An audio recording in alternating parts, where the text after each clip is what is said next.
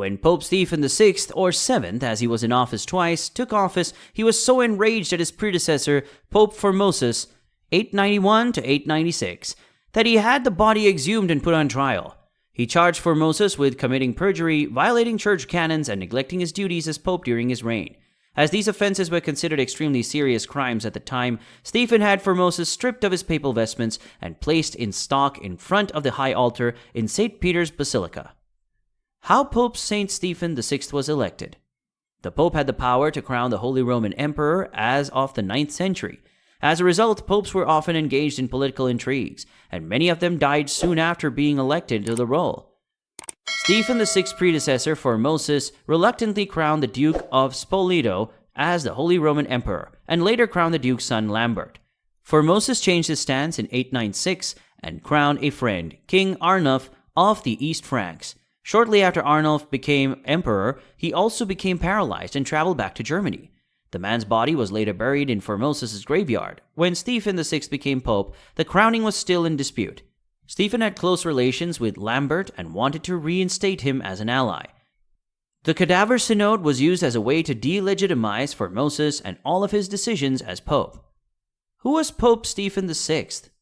Pope Stephen VI was the Bishop of Rome and head of the Catholic Church from 896 to 897. He is best known for putting his predecessor, Pope Formosus, on trial in what is now known as the Cadaver Synod.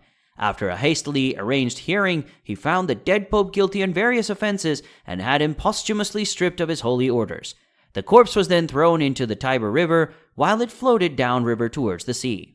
One story suggests that after he had been tossed into the water, bits of flesh still clinging to his body were eaten by seagulls.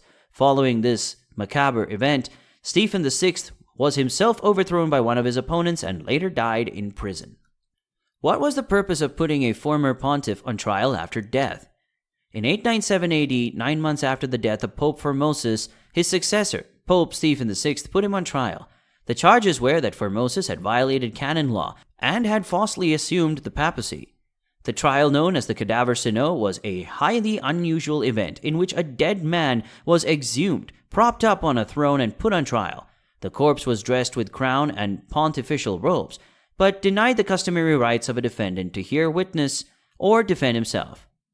Although he had been legally elected pope by popular acclaim and seemed innocent according to all Catholic doctrine at the time, Formosus' successor found him guilty and arranged for his body to be stripped of his papal vestments.